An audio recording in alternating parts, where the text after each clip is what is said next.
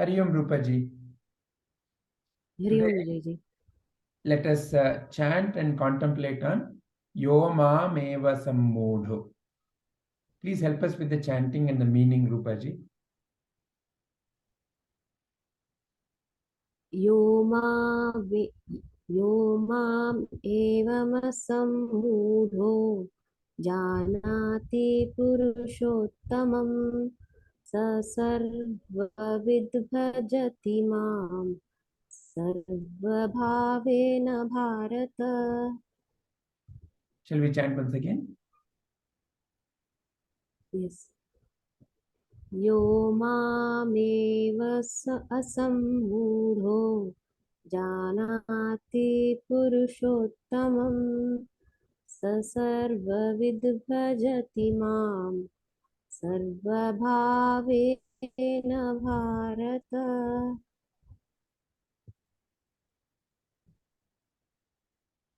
Whoever knows me as the Supreme Personality of Godhead without doubting is the knower of everything. He therefore engages himself in full devotional service to me, O son of Bharata. Thank you, Rupaji.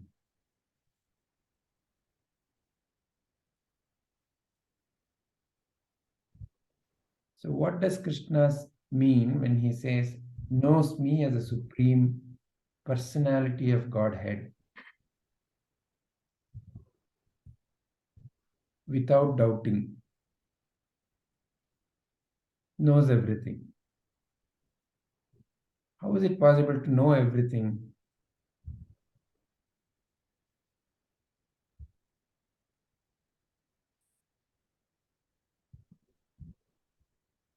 So then the second statement is kind of derived in one sense. Engages in full devotional service to me.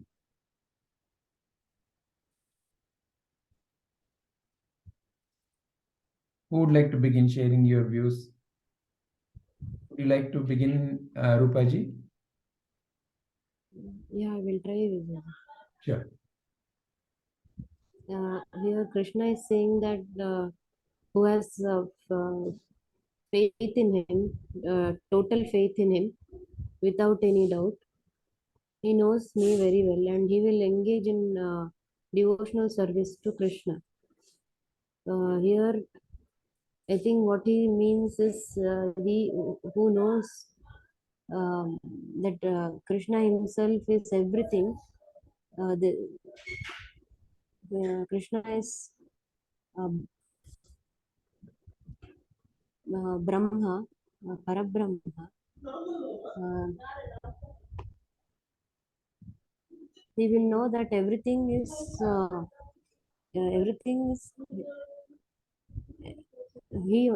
Krishna only, and everything has come from Krishna only. That is why he says he knows everything. So what does it mean to say knowing him as a Supreme Personality of Godhead?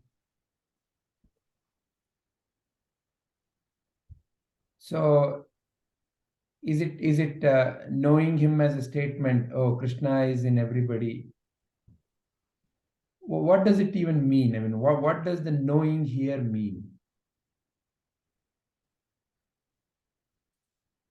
Knowing here means one who can see Krishna in everything and everywhere. That means knowing here. Excellent. And what does seeing Krishna in everything and everyone, what does that mean?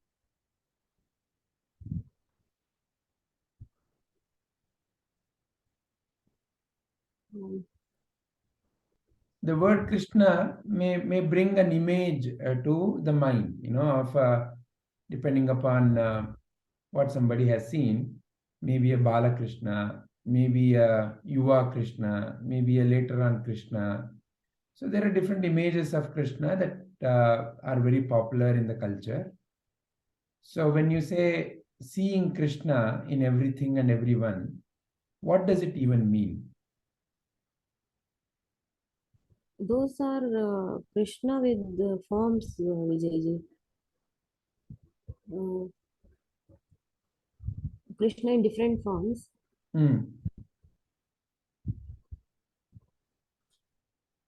So here, Krishna, what does Krishna mean here? Then what are you referring to as Krishna?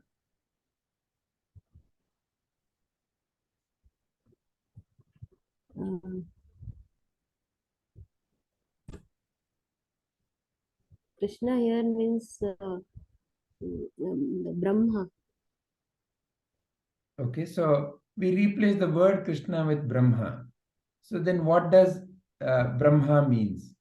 What is that it is, when you say is in everything and everyone, what is in everything and everyone?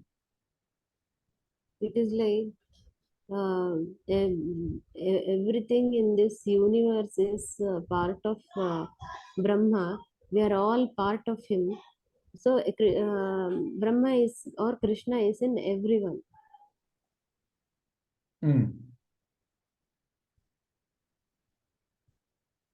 This is so intellectually then, how do you understand it? What is the intellectual understanding? So he is in everything and everyone. Now, if you ask a scientist, what is in everything and everyone, they say atoms is in everything and everyone. They say that everything and everyone is nothing but energy.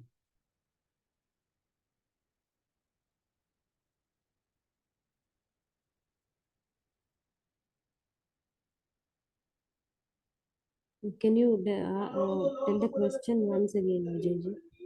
Yeah, so when you make a statement, Brahma or Krishna is in everything and everyone. Now, what is in everything and everyone? If you ask a scientist, he or she may say, it's the atoms. Atoms which are made up of whatever the information that we study in the school. That is what is in everything and everyone. Because everything in this universe is made up of it's matter. Matter is nothing but molecules. Molecules are nothing but atoms. Atoms have subatomic particles.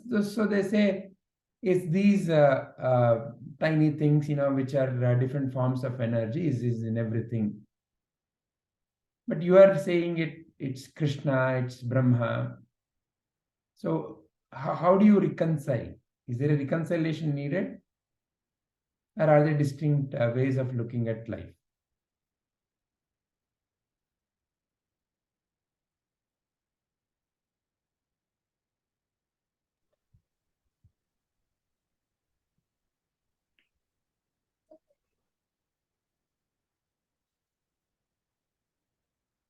Is the question clear to Rupaji?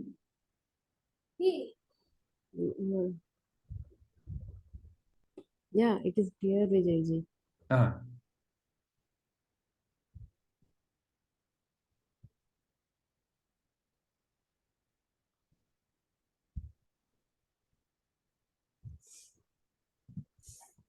When Krishna says knows me as a supreme, or when we use the Mahavakya sarvam khalvidam brahma,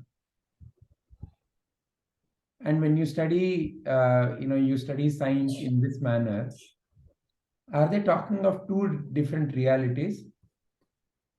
Is what Krishna is saying a matter of belief?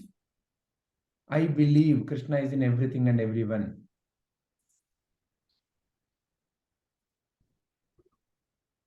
Is it a matter of belief?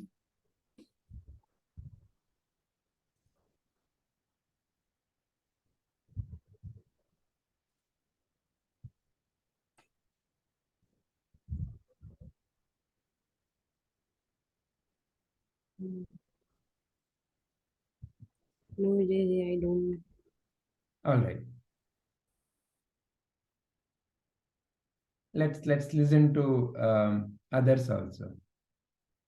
Who wants to go next? Okay, let me try. Yes, Sarvanaji.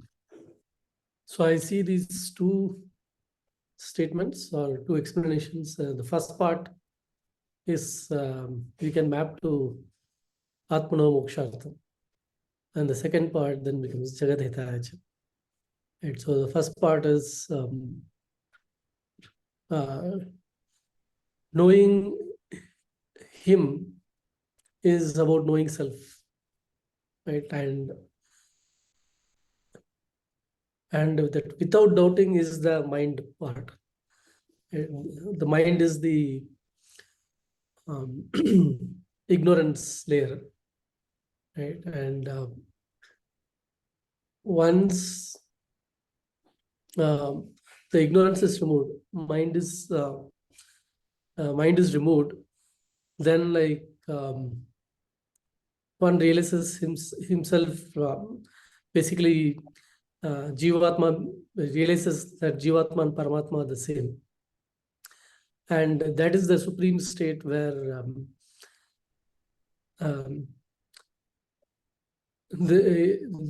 everything is known.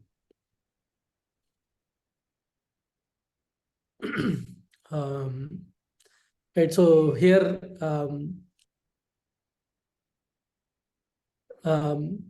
the known part is again, it's basically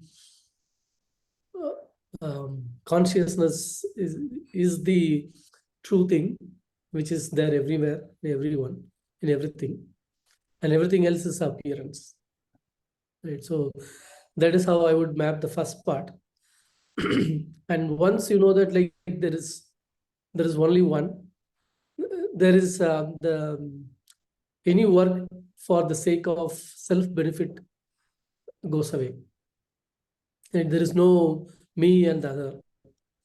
And so when at that state you start seeing everyone as the same, right? And that's where the devotional service starts. Right? So what is offered, whatever is offered is to him only then.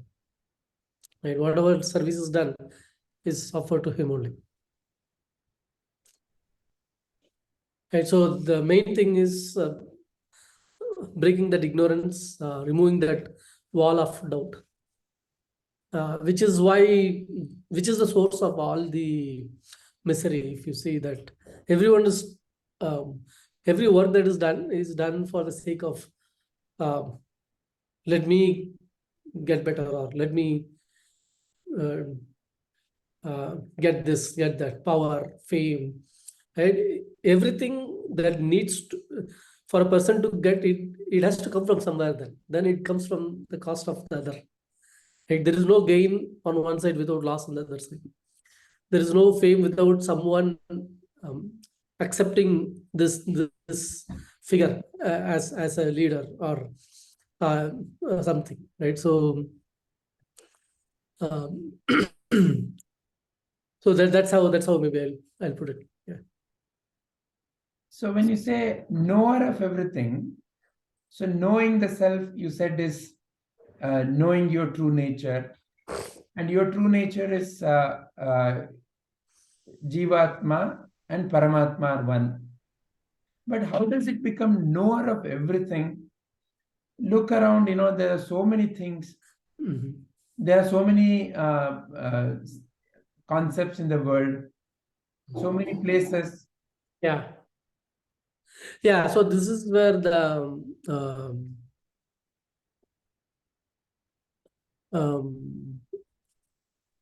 what is that term I'm trying to recollect? The lower level knowledge and then the higher level knowledge. Para and apara.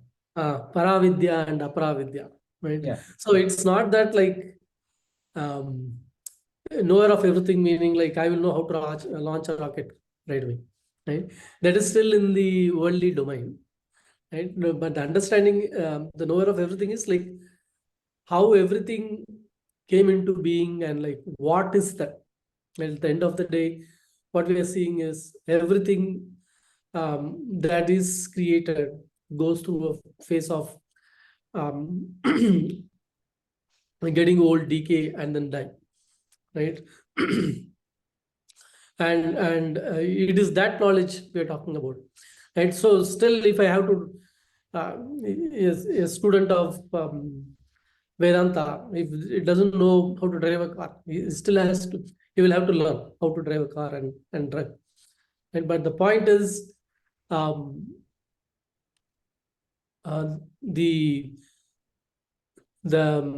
the root cause behind all the desires, right?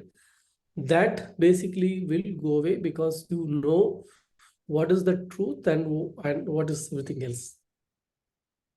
Okay? So most of the things are driven by the desires due to ignorance, that like, oh, he is driving the car, I would also like to get that car, right?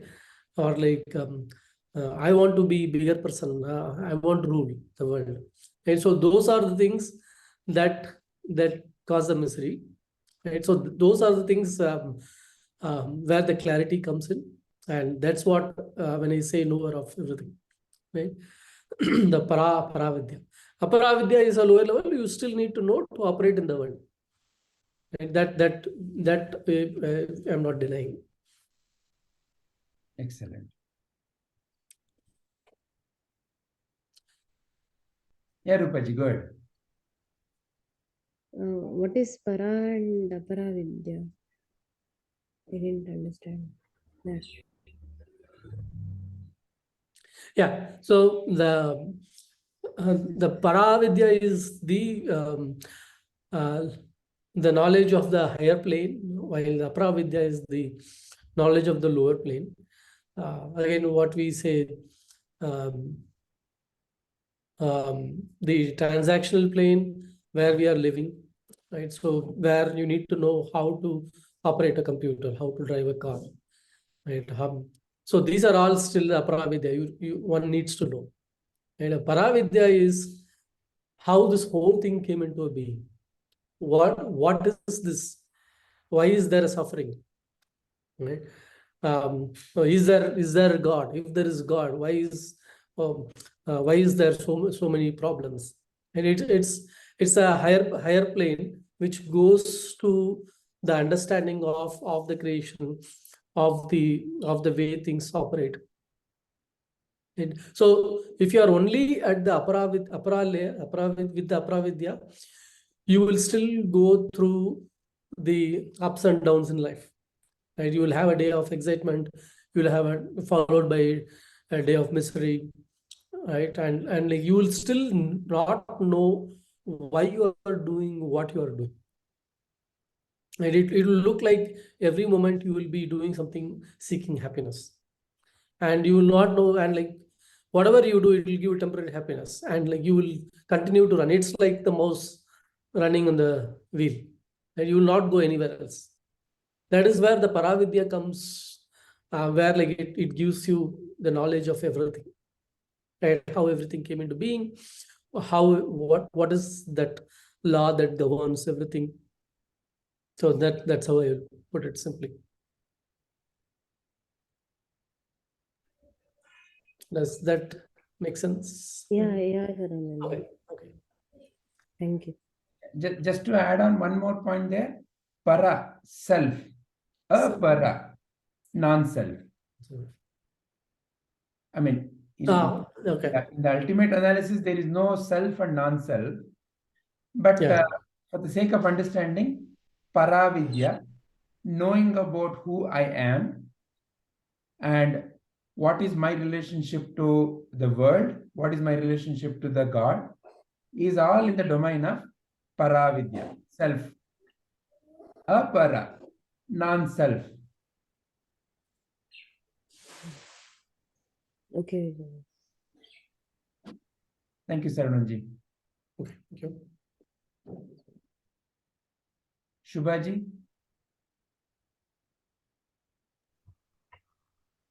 So I connected sense. We need to respect each and every atma around us, be it a human, animal, or anything. When we respect each and every being, the prakriti takes care of everything. So that is what I feel is. Excellent. That's how you can engage in full devotional service. Automatically, everything falls in place when we start respecting each and everything, be it small, big, or whatever. Same thing with Sindhu Thai, right? She protected the cows, and the cows in turn protected her.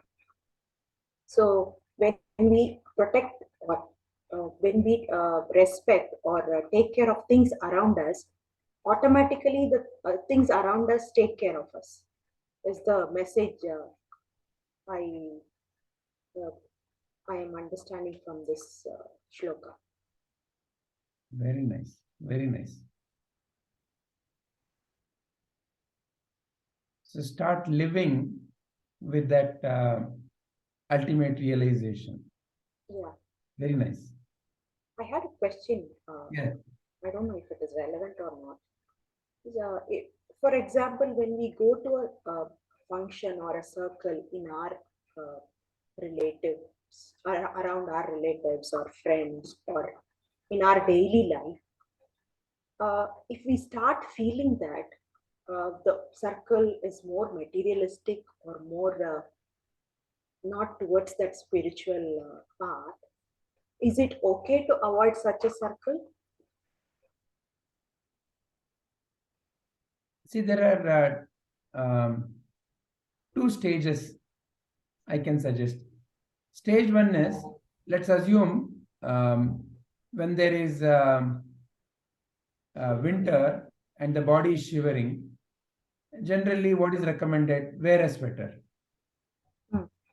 Then there is stage two where you may have learned pranayama and you've learned how to even manage your prana shakti to an extent where even in the harshest winter, you can be totally comfortable. So the stage two is a less dependent stage. Stage one is still protected, you are protected, but it's a dependent protection. You have to wear a sweater. The stage two, you without sweater also, you are a lot more independent. Then there's a stage three where none of that really matters. Because you are in your true nature. So therefore, the question, the suggestion depends upon what is that you are in the scale. So stage one, where let's say the inner clarity about who I am and what the world is, who the other is. So in that initial journey, it can be easily corrupted by external world when the input from the external world is not the right input, meaning the false input, as a so-called materialistic input. So till something becomes a habit, till something becomes a deep-rooted inner clarity, when you are practicing, like school, you study one day, you do not study for 10 days, then the 11th day you study, it doesn't become a deep-rooted habit. So during that stage, yes, it is definitely a recommendation to avoid, because the mind can easily be swayed. But as your sadhana deepens, being around them becomes a sadhana. When you can see the futility of such a pursuit. However, you are not affected. See, the way mind learns is in contrast. When there is day, it can learn about night. When there is night, it can learn about day. So the inner clarity about the truth, the conviction about the truth, deepens in the light of darkness. As they say, in any movie, the hero is embellished because of the presence of the villain. Without the villain, where is the hero? Without Ravana, in one sense, where is Rama? So the hero becomes very crystallized. The hero's qualities are worshipped because of the contrast of the villain's qualities.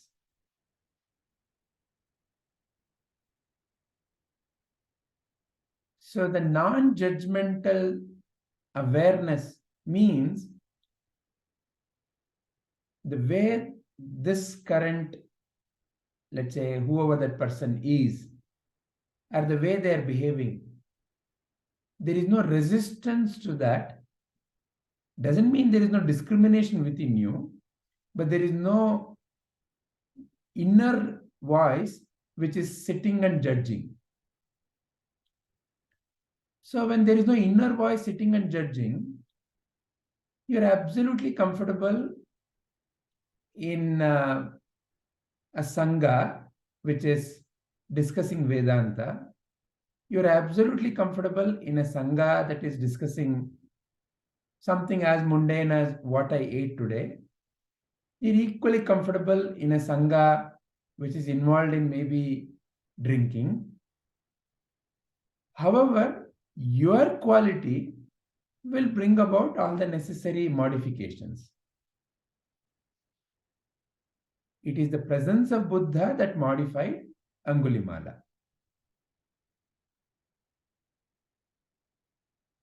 Does that bring clarity to Shubhaji's question? Yes, sir. I understood everything. But when we, on a larger scale, when we see, sometimes I feel, are we wasting our time on these things rather than put them to the good use? You don't. I understand. We don't get, once we reach that level, we don't get disturbed by all these things. But how do you know you're not getting disturbed? How do you know you're reaching that level? How do so you know maybe you're I'm sitting on the cycle that you can learn how to cycle? The situations are the only way, a true test, no? true. Yeah. Okay. Probably I'm judging, so that's where the problem is. Yes, I got it. Not a problem, but just become aware. See, the Yeah, moment you label something as a problem, the notion of a problem brings a notion of lot of other, okay, I have to find a solution. My God, why there is a problem? So become aware that that is how the current impressions in the mind is working. And realize you are not any of those impressions. Correct. That line should come. That is what is more important. Yeah, that I should realize. Yeah. You let those impressions come and play out. As you become a witness to those impressions, as they emerge, as they bubble up, when you are not powering them anymore, they will die a natural death. Got it, sir. Thank you. There is once again a story from Sindhutai's life only. So, as you know, when she was carrying her baby, she was beaten up by her husband because he thought, that baby was an illicit baby. And he wanted to kill her and the baby. And that is when, they had taken her to the cowshed. And they had beaten her up and she was bleeding and she was unconscious. They thought she was going to die. And they left her there to die. And later to verify, they came back. But then the cows protected her. The cows there, they shooed away all these people who came to again attack her. And it is under the protection of the cow that she gave birth to her daughter. And she had to use a stone to cut the umbilical cord. And that is the day that she decided that, like how you have protected me, she was telling the cows, how you have protected me, I will protect you. I will be of some service to you. But the important element in her life story is she later goes on to create a orphanage where she is now a mother for thousands of other children. But one day, in front of her orphanage is an old man who had nothing and asking for living there. And it is none other than her own husband. Now she had a choice to be revengeful because it was right. The way he had treated her, it was right to be revengeful, to shoo him away. But she says the biggest lesson in her life is when she accepted him into the orphanage, but no more as a husband, but she told him, I'm going to accept you as a mother. And she also says that, she would introduce him from then onwards to the people who would come in. I have many, many children. Here is a little older child, and sometimes he can be naughty.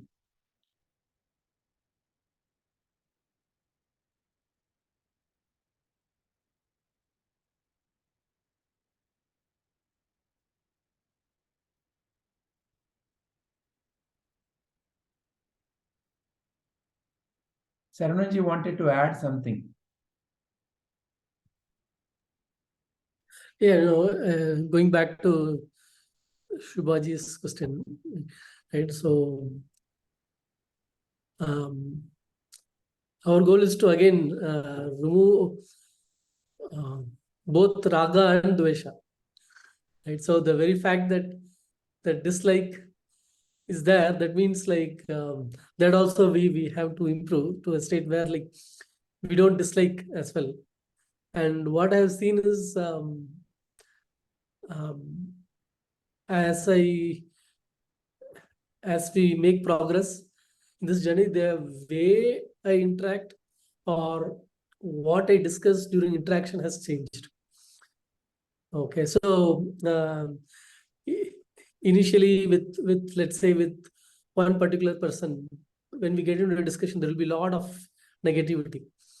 And when other side starts a negative view, without realizing, I used to go into the same mode and like negative feeding another negative, and like it used to be very negative, right? So later on I realized that, and I became conscious, and I started saying like it's okay, let's look at it from the positive side, and let's approach things.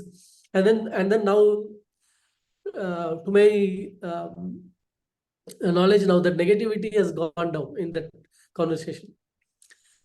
Same way where like I meet a lot of people, though like initially we start with greetings and hi, hello, slowly what I've seen is the conversation will go towards, what, this is what I'm doing, this is what I'm learning, and then people get interested and they start talking, asking, and then like it goes.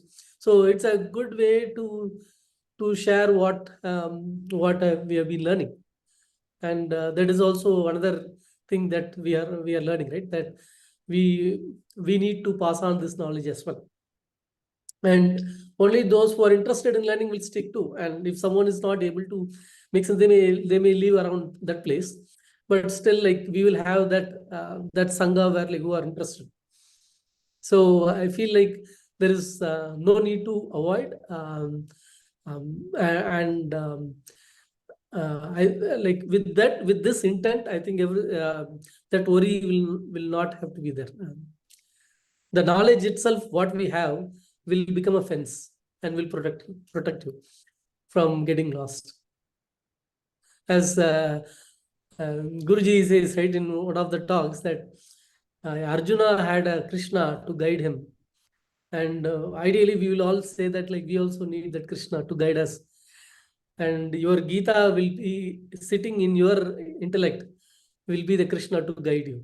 So as long as what we are learning is sitting there, it will protect and guide. Excellent. Excellent. Padmaji?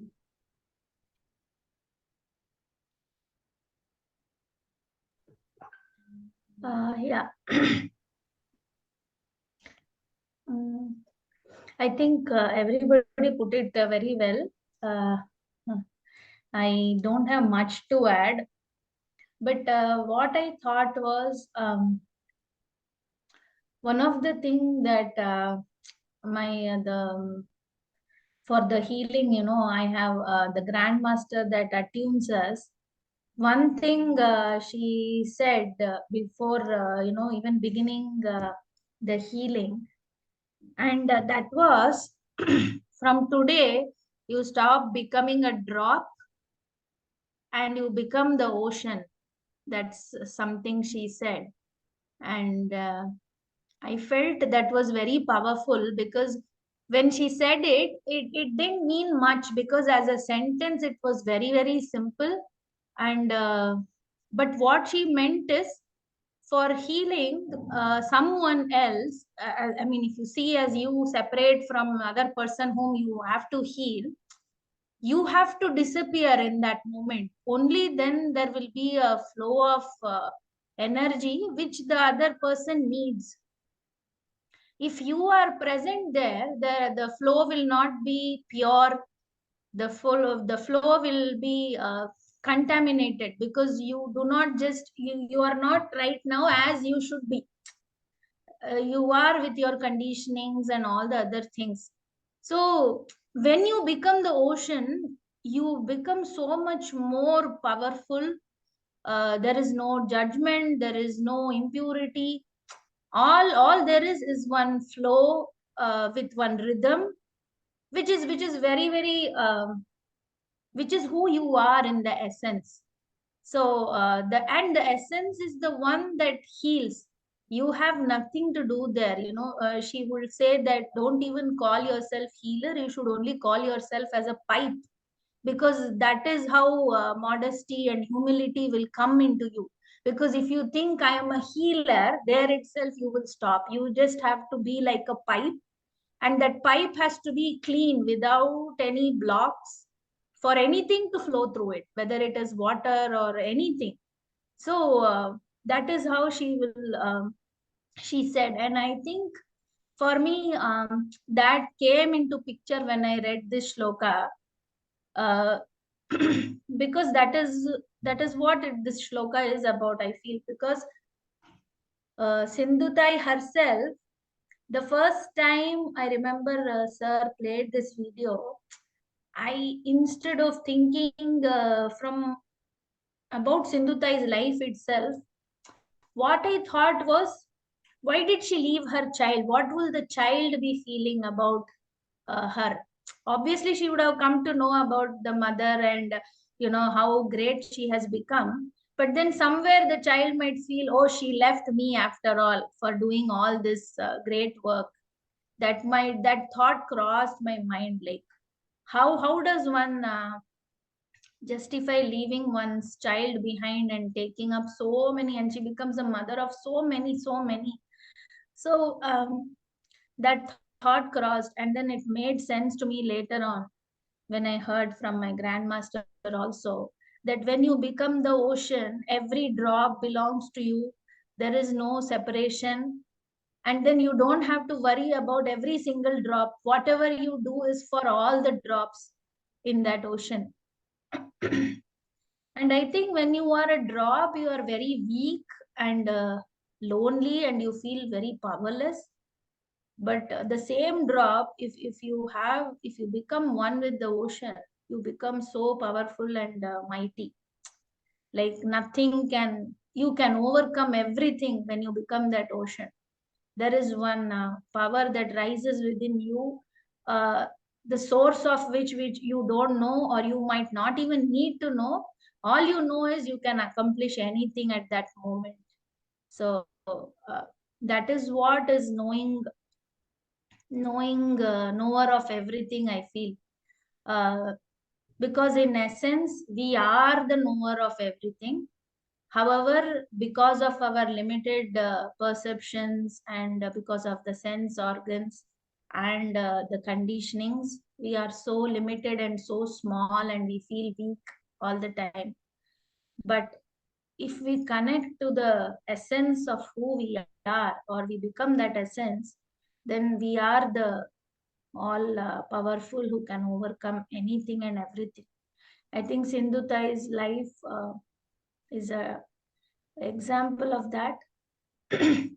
And because she could see that oneness in everything, the moment the cow saved her is when I think the transformation really happened, that, you know,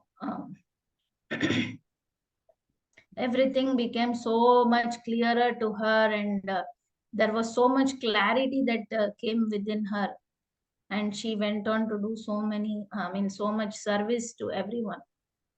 So I think the bhava changes when you merge into the divine. The intentions of why you want to do something, how you want to do something, everything changes the moment you merge in the higher self, I feel. Excellent, Padmaji. Yeah, my mind is the layer of separation between the drop and the ocean. Correct, yeah. Salt doll example of Sir is also Yeah. like that. Yeah. Yeah. Salt doll is so small. Yeah.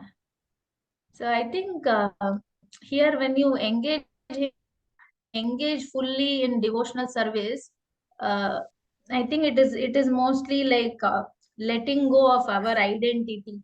And when you let go of the identity itself, I think there is a lot of divinity that comes within you, because then you don't get attached to anything. So that is one of the thing that came across to me, because everything is that thought only, right? And sometimes our thoughts are itself very frail, I feel. When I have looked back upon some thoughts that I have, they are so frail and weak. The moment we keep making them powerful, then the mind also helps us to achieve something which is not easily achievable, or this thing which we think is impossible to do. I think that is the difference between people who go on to do great things and the ones who are struggling or in this world.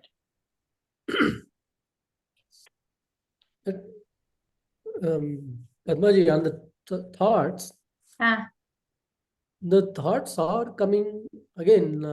The way I've been understanding or taking is that even a thought is a creation, and it is coming from our own vasanas.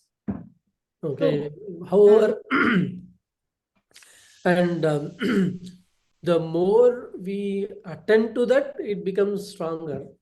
Okay. When you yeah. say The deep, thought to which you give power is the one that keeps, it manifests more, or you act upon the thought.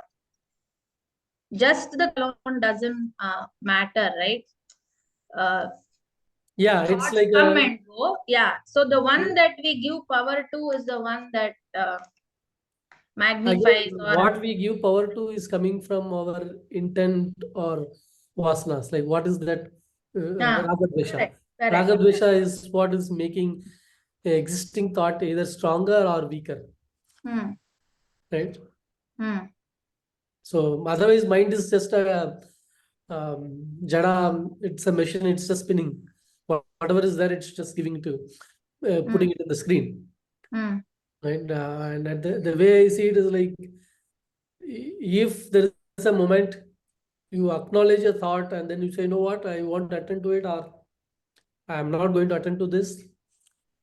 That's where the ragadvesha comes. And again, which leads to your own, like, what else is there, vasana left. And until it becomes clean, the like, it's the similar to that the Vijayji's picture of dirty glass. Right? So we, until we keep pouring fresh water, right, the dirt is going to be there.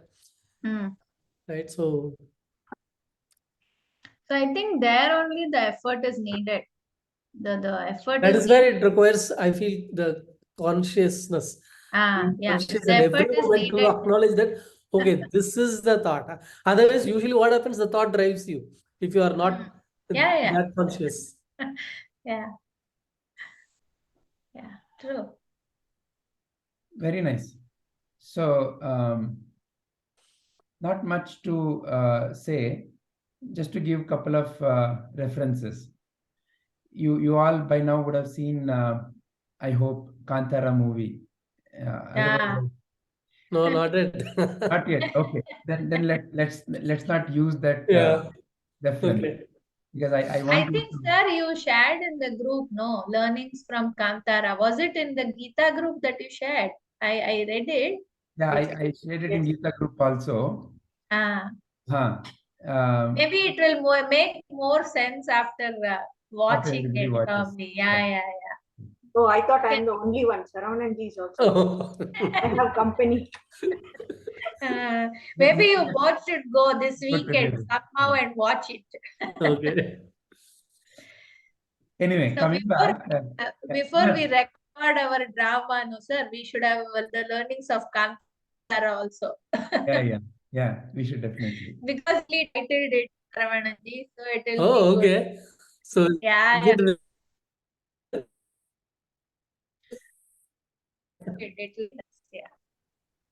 See, what transforms life is when a higher consciousness comes in, the lower naturally drops.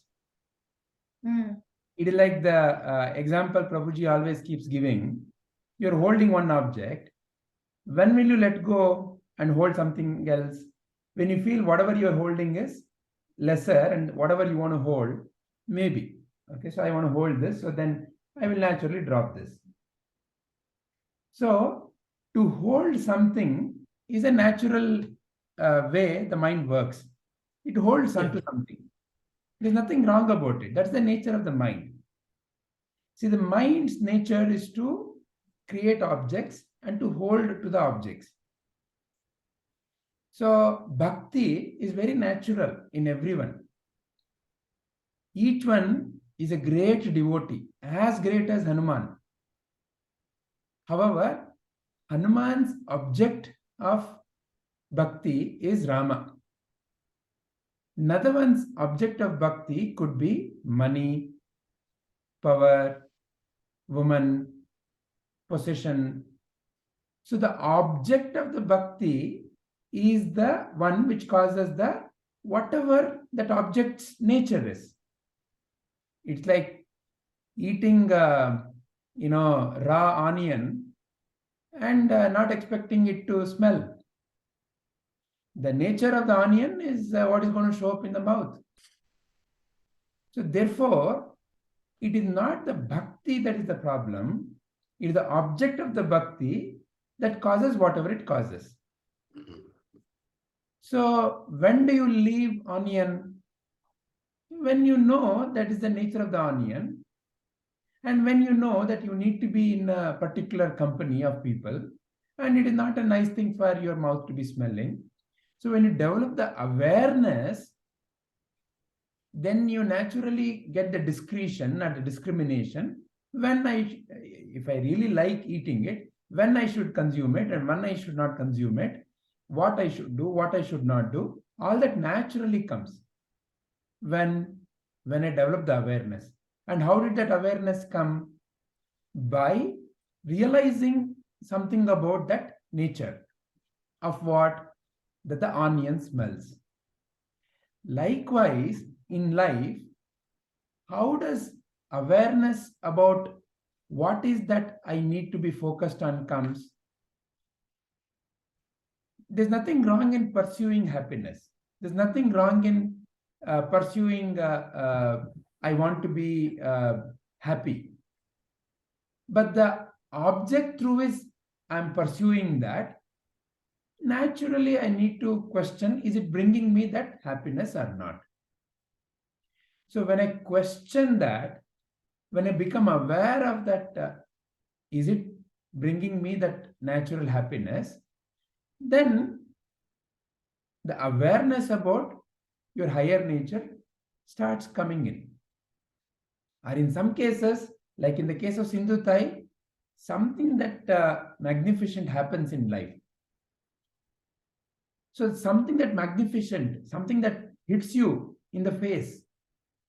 See, inner story, when you notice, before she realized the oneness through the protection by the cows, what is that she was going through?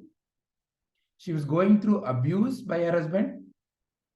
She was getting the physical abuse also, to the extent of murdering. So, till that point, when she felt protected by the cows, what was in her life? A constant verbal and a physical abuse, somebody wanting to kill you. So what one may see as the worst possible life, somebody do not want you to be present in life.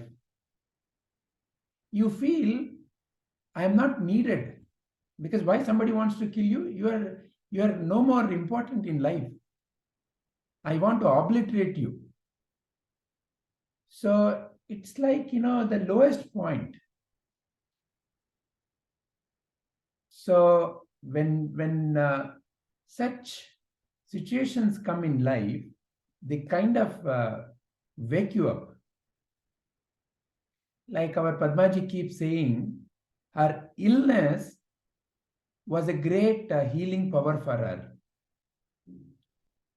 However, how you go through that phase is what has made all the difference. How she took that made all the difference.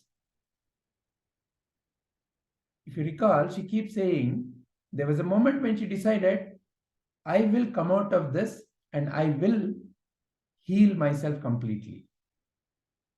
So when you find that within, you found the highest, because no more than illness is a problem for you.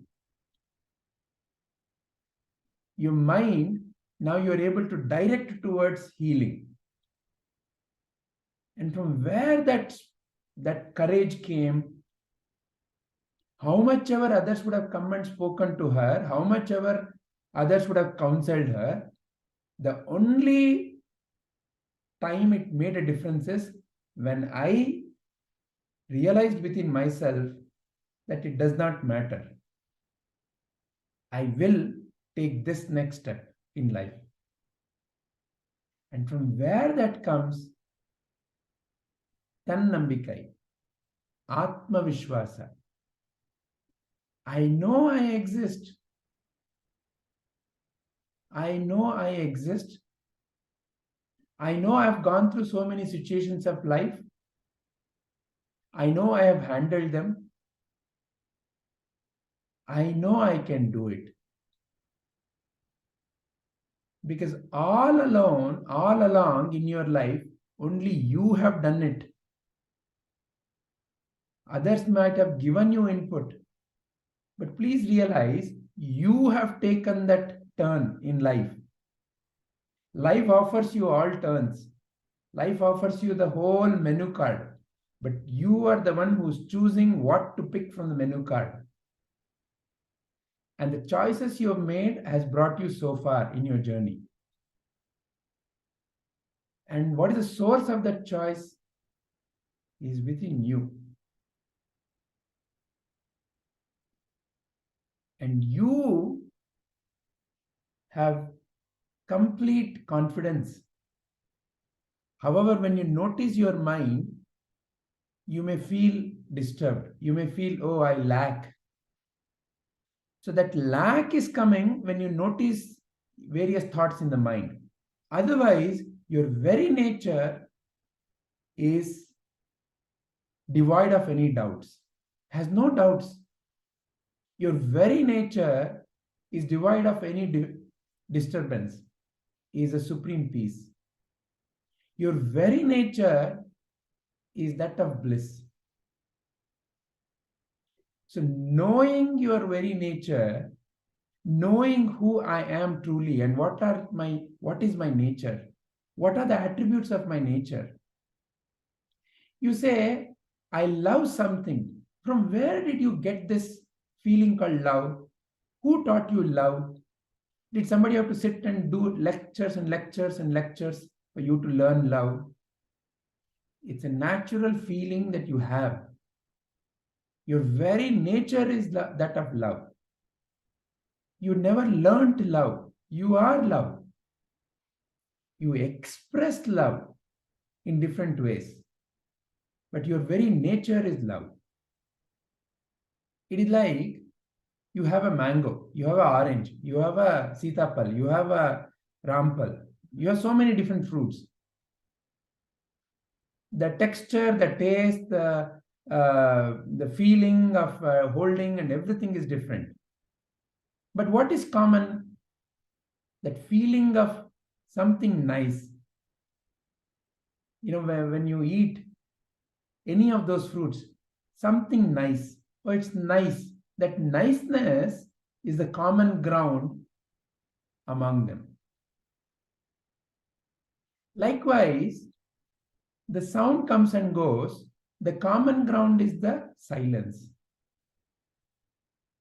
The forms come and go. The common ground is the formless.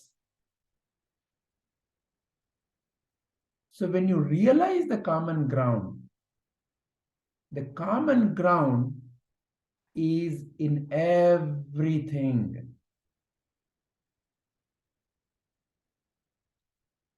The drop is part of the ocean.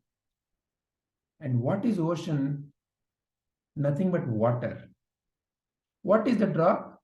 Nothing but water. The essence of the drop and the essence of the ocean is nothing but water. But can I extract water? I cannot extract water and show you. I can only show you a drop or a collection of drops. But you will still be calling it as a drop or a collection of drops. But the essence, the water, is what all that is. Whether it is flowing in a gutter, whether it is in a stream called a river, whether it is in a pot, wherever it is, the essence is not lost. The essence of water is not lost. You may be giving it different names depending upon where it is, how it is used. So to realize the essence that consciousness is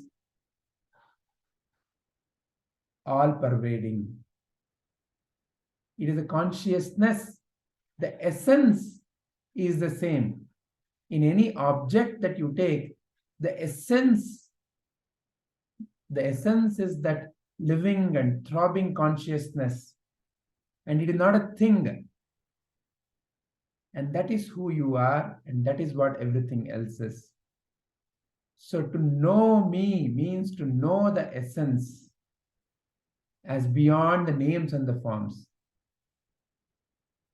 So it's the name and the form.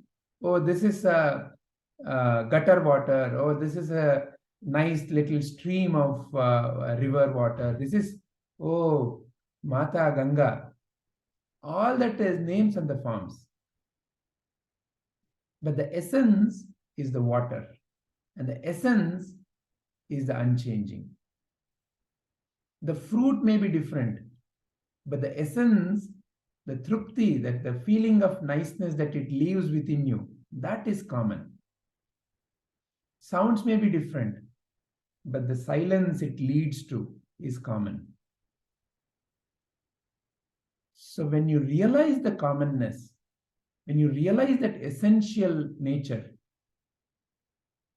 And when you see that essential nature in every phenomena of life, that is the pointer Sri Krishna is giving. Knower of everything. You will not know the modification. You will not know the names and the forms. You may not know all the names and the forms, but you know the essence of it. So that is why that story of Shvetaketu and his father Uddalaka. So Shvetaketu comes back with so proud of his knowledge. His father Uddalaka asks him, have you known that? By knowing which everything else can be known. Because Shvetaketu is so proud of his knowledge of science, math, astronomy, astrology, music. But his father asks him, have you known that? By knowing which everything else is known. Now Shvetaketu is stumped. Because he thought his knowledge is his possession, and his possession is the source of his pride. He was so proud of his possession. But is there something that by knowing which everything else is known? And that is your God nature, is your true nature. Because God is something that is not changing, is not subject to modification, is something that is not changing. And your essential nature is unchanging. You as awareness is not changing. You as awareness is the one which powers the mind, and your mind then says, I know this, I learned this, oh, I understood.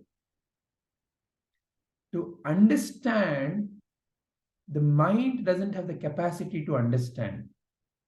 It is you who is powering the mind, and when your light shines on the mind, and when that light that you're shining dispels the darkness, then your intellect gives you the decision, I understood.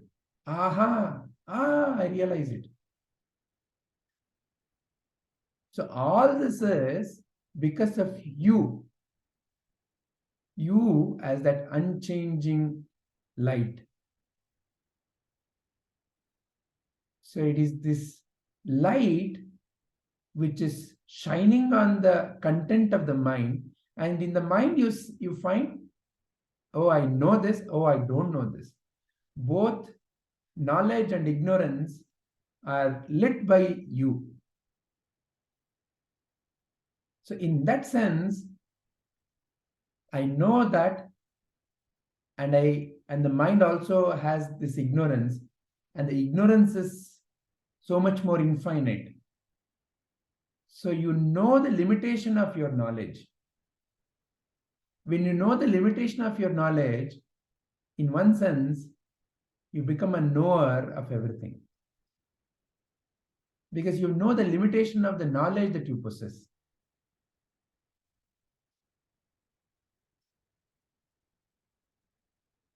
And that essential awareness that life is nothing but expression of love only. The harshest situations that were presented to Sindhutai, the harshest situation is one which cleaned her up the most. It brought her to closest to her God's nature. It is the kicking and the abuse and the killing attempt is what brought her closest to the God's nature. It is the harshest situation of your life that teaches you the most invaluable lesson. Should you be open to that? So Jagaditayacha is not an afterthought. It's not a, oh, I will realize. It's not like Atmano Mokshartham. Oh, the purpose of my life is to realize the self.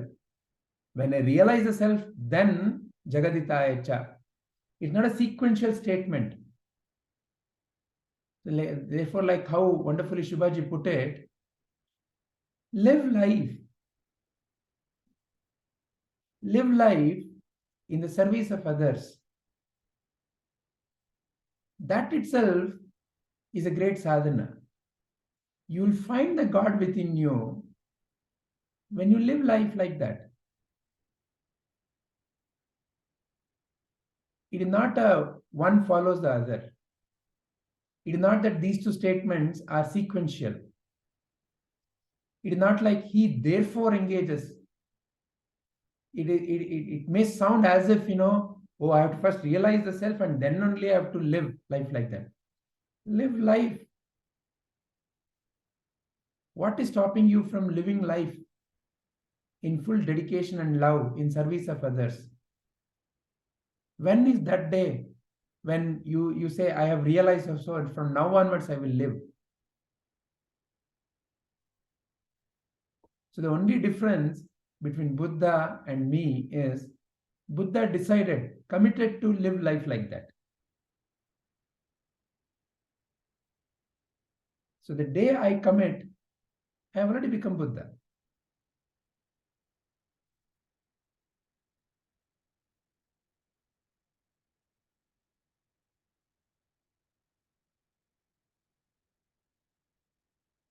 Any questions? Any more things to say or add?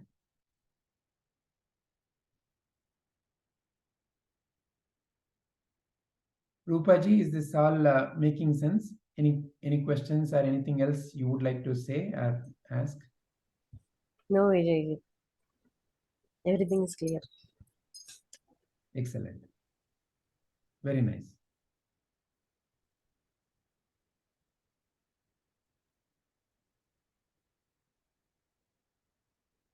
Shubhaji, anything more from your side? Yes, sir. All right. Then let us end our contemplation for today.